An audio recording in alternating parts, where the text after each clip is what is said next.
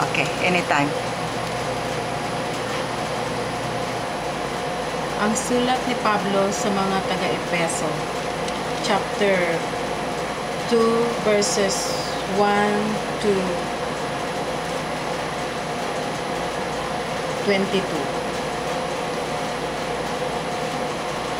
Mula sa kamatayan tungo sa buhay, noong una may mga patay tayo dahil sa inyong pagsuway sa mga kasalanan. Sinusunod ninyo noon ang kasamaang takbo ng sanlibutan. Ito at mapailalim tayo sa prinsipe ng kasamaan. Ang espiritong naghahari sa mga taong suwail. Dati, tayo'y kabilang sa mga ito.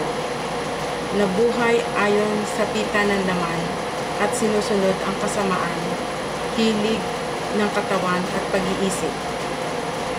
Kaya sa ating likas na kalagayan, kabilang tayo sa mga taong kinapupuutan ng Diyos. Subalit, napakasagana ang habag ng Diyos at napakadakila ang pag-ibig ng inuukol niya sa atin. Tayo'y binuhay niya kay Kristo kahit noon tayo'y mga patay pa dahil sa ating pagsuway. Kaligtasan nga kayo dahil sa kanyang kagandahan loob. Dahil sa ating pakikipag-isa kay Kristo, tayo'y muling binuhay na kasama niya at pinaupo kasama niya sa kalangitan. Ginawa niya ito upang sa darating ng mga panahon ay maipakilala niya na di masusukat na kasaganaan ng kanyang kagandahang loob sa atin sa pamamagitan ni Kristo Jesus.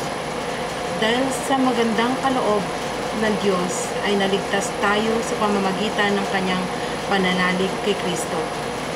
At ang kaligtasan ito'y kaloob ng Diyos, hindi mula sa iyo, hindi ito dahil sa mga gawa, kaya't wala dapat ipagmalaki ang sinuman.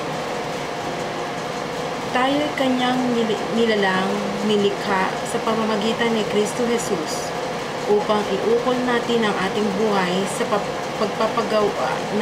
paggagawa ng mabuti na itinilaga ng Diyos para sa atin